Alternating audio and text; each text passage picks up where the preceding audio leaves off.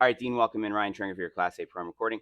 And so just to go over the numbers here. So this drive that you started here, your path's inside out. The face was open. You're 80 miles an hour for the record right now in your club speed, right?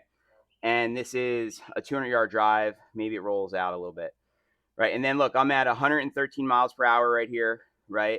163 ball speed, and I go 300 yards. And I'm gonna show you why that happens differently right now, which is really gonna help. Okay, so just to cut to the chase, one of the big things in creating distance, because you made it very clear to me, which I appreciate because I'm from the East Coast, that you're very interested in hitting this distance goal immediately. That's the first goal that we have. And I'm with you because, like I said, you have a very good swing plane in general, and you've proved that you can shoot some good scores. Now, first of all, do you see the difference at our setup? Which way am I leaning? Exactly. And so watch this. There's this pro, Luke Clanton out of Florida. He's the up-and-coming PGA Tour player, right? And at the setup here, I filmed him at Torrey Pines and analyzed him. And if you look at his setup position here, right, and we look at the lean of your body, one of the first things that you have to do is you have to set the proper tilt. Now look at me a second. We get a wide stance, and then if you slide your hand down your leg, that'll help you to that's a very simple way to establish the proper spine tilt, okay? And so you can see here how similar him and I are in terms of setting this tilt of our bodies. Okay, now from there, right, one of the big things is not swaying around, as you'll see here in just a moment. And then let me just draw some lines up here now so you can see what's going on. We put a vertical line off the left shoe, okay? We go like this and like this. We draw these lines all the time to check everything. Okay. Now, from here, we're gonna track the club head, right? So let's see. So you started first. I'll start with you. So you start going back like this.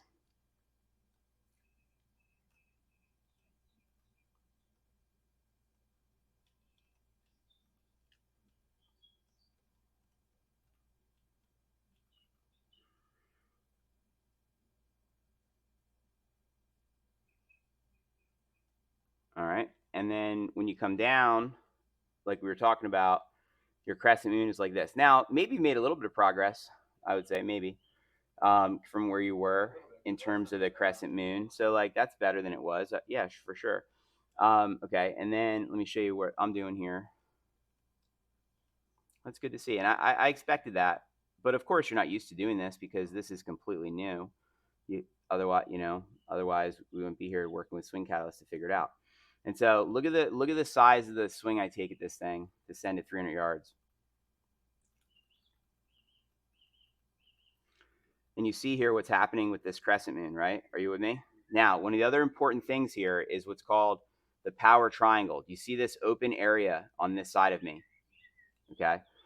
Now, do you see how over here, look, where's your power triangle? You don't have one. Okay. You're hitting a driver like an iron. That's what we do that weight shift with an iron where we shift left.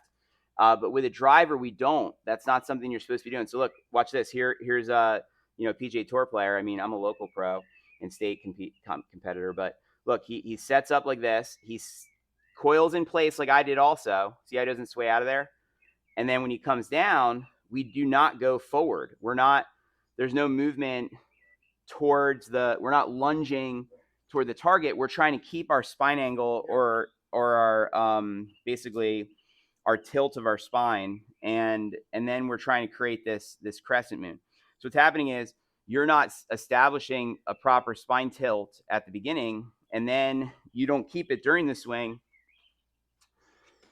And so you're trying to get your power from the body lunge. Look, see how you're moving to the side. I text you these pictures so you know what's going on. Let me send this to you. And then we're going to start to fix it, of course, right? Okay. Now, it's always like, okay, what's the first thing that happens bad here? So the first thing is the takeaway. So like, look, when you take it back, you break your right wrist, you break your right elbow, and then you have what's called very little width in your takeaway. And so what this is the space in here. See how there's no space there? It's very small. Okay. Now, if you take a look, when I take it back, look at how much width I have on the backswing here. So see all this open space in here, right? That's called width because I'm going wide this way. Are you with me? You're going up quicker. All right.